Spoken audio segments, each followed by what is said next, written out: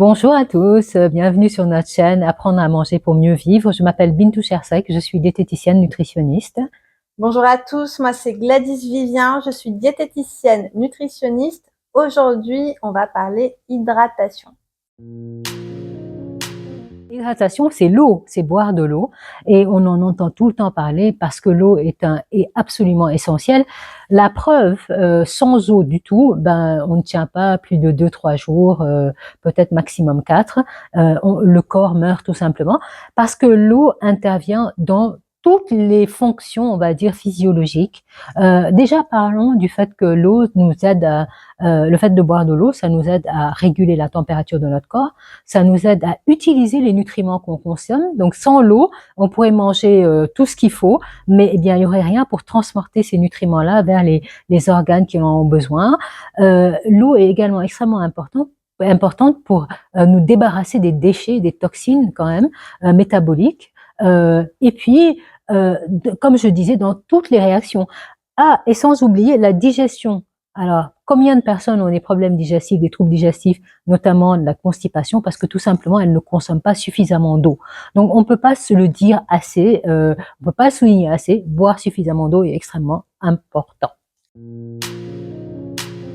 Et oui, notre corps, c'est 60% d'eau. Donc rien que ça permet de visualiser un petit peu la place de l'eau dans le fonctionnement de notre organisme.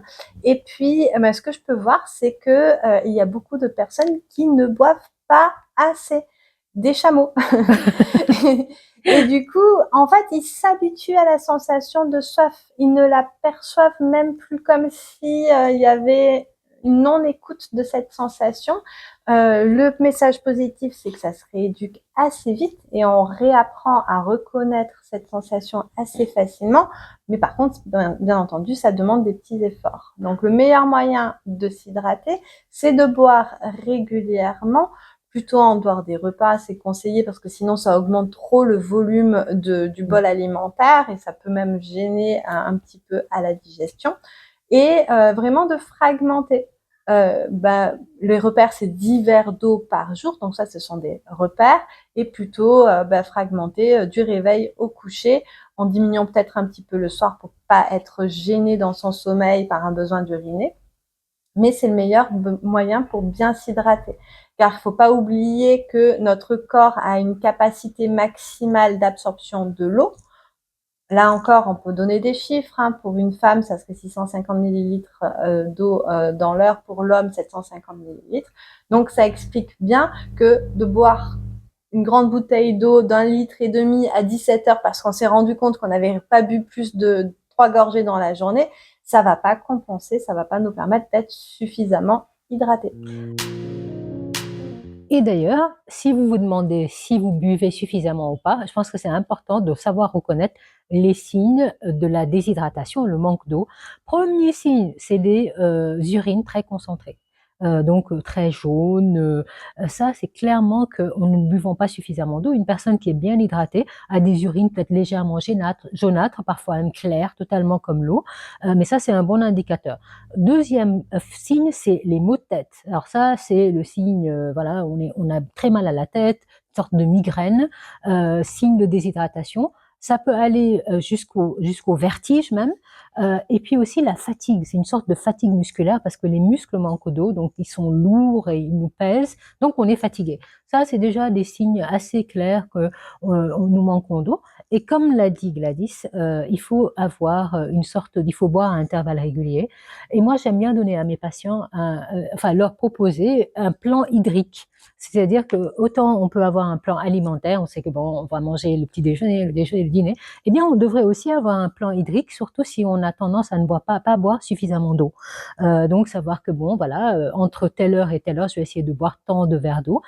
Et aussi, éviter, comme l'a dit Gladys, de boire beaucoup d'eau d'un coup. Justement, nous ne sommes pas des chameaux et que notre organisme n'a vraiment nulle part où conserver cet excès d'eau. Donc, au moment où on boit, c'est vraiment par gorgée d'eau, toutes les 10 minutes. Et peut-être qu'on pourrait donner un exemple de plan hydrique tout à l'heure. Alors, il faut savoir que, comme disait Bintou, on n'a pas de réserve en eau. Et en fonction de la température, notamment, notre corps, par exemple, quand il fait très chaud, surtout s'il fait humide, on va transpirer. C'est une façon pour le corps de réguler sa température, de pas faire de coups de chaleur. Et du coup, l'eau qu'on boit va permettre de compenser les pertes liées à cette transpiration, plus les pertes urinaires et fécales. Il faut savoir que les enfants sont encore plus à risque de déshydratation qu'un adulte. Donc, veiller à la bonne hydratation d'un enfant, à ce qu'il ait tout le temps une gourde, veiller à ce qu'il boive l'eau de sa gourde, c'est aussi important pour s'assurer que son corps puisse bien fonctionner tout simplement.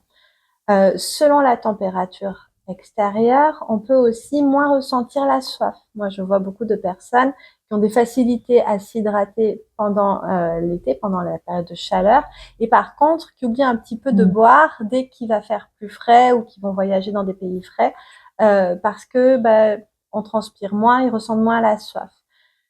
Néanmoins, même quand il fait plus frais, même si on transpire moins, notre corps continue à avoir besoin d'être hydraté. L'eau est la meilleure des boissons, ça c'est certain. Néanmoins, toutes les boissons sans sucre, par exemple la tisane, les eaux aromatisées, si par exemple on fait macérer quelques citrons à l'intérieur de son eau, ou du gingembre, de la menthe, peu importe ce qu'on choisit, ça permet d'avoir une boisson un petit peu plus goûtue et qui participe tout aussi bien à notre hydratation. Et bien sûr, on veut dire la tisane, le thé, pas trop fort, le café aussi, mais sans sucre ajouté. Hein, on considère vraiment que c'est de l'eau, ça contribue à notre hydratation.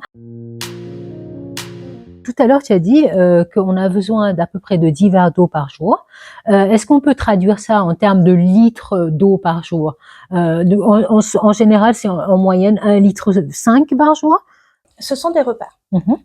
Tu seras d'accord avec moi que malheureusement, même si on n'arrête pas de répéter qu'il faut manger 5 fruits et légumes dans la journée, tout le monde ne les consomme pas. Or, les fruits et les légumes, par exemple, sont constitués de 90% d'eau et participent à notre hydratation, tout comme les produits laitiers qui participent à l'hydratation. Donc, selon ce que mange la personne, son état d'hydratation ne sera pas forcément le même. Donc, encore une fois, ce 1,5 litre d'eau dans la journée, c'est si la personne répond à tous ces grands repères qu'on peut entendre, que je pense que la majorité des personnes connaissent. Alors le fameux plan hydrique dont je parlais tout à l'heure, en général, je dis à mes patients, encore une fois, les personnes qui ont vraiment du mal à boire suffisamment, se dire que bon, on prend une gourde ou un contenant de 500 millilitres et on se met en tête que on va boire ça 3 fois dans la journée.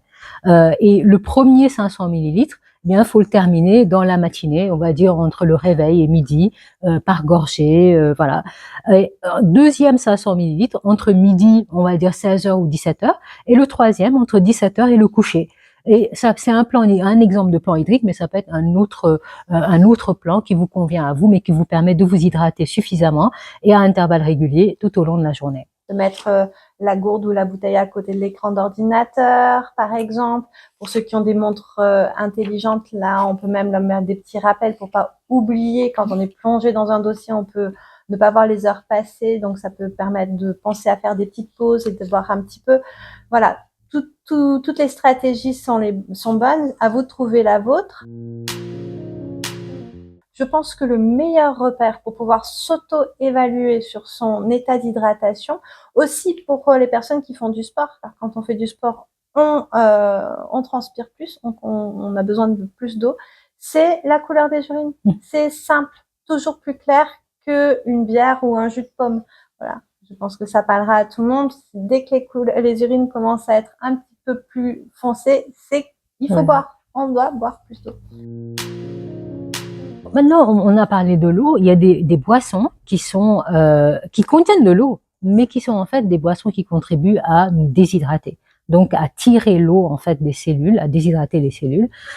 Et ce sont des boissons qui sont, par exemple, de l'eau gazeuse. Il y a des eaux gazeuses qui sont très riches en sodium et qui finalement contribuent à notre déshydratation malgré le fait que c'est de l'eau. Le café et le thé, très fort. et qu'on consomme, disons, de façon très régulière, plusieurs fois par jour, eh bien, de la caféine, théine, ce sont des diurétiques, donc ça provoque une surproduction d'urine dans les reins. Ça aussi, ça va contribuer à notre déshydratation. Tout ce qui va être, comme disait Bintou, salé et même trop salé ou sucré, trop sucré, ben ça crée un appel d'eau au niveau de l'intestin lors de la digestion et du coup c'est ce qui va provoquer une déshydratation. Donc encore une fois, que ce soit pour les boissons sucrées, de toute façon les boissons sucrées, on le dit, on le redit, ben, mieux vaut les garder très occasionnelles parce que elles sont pas bonnes pour la santé clairement. Ou salées, c'est à consommer de façon modérée. Et une dernière petite chose, c'est l'alcool. Tout à fait. Qui a le même effet. L'alcool déshydrate. La troisième mi-temps après le sport, c'est pas le meilleur moyen pour se réhydrater. Et en plus, ça bloque la récupération avec la formation du glycogène musculaire. Donc encore une raison pour pas faire de troisième mi-temps trop arrosé. Mais l'alcool, d'une manière générale, déshydrate et n'hydrate pas la personne. Nous vous remercions pour votre attention.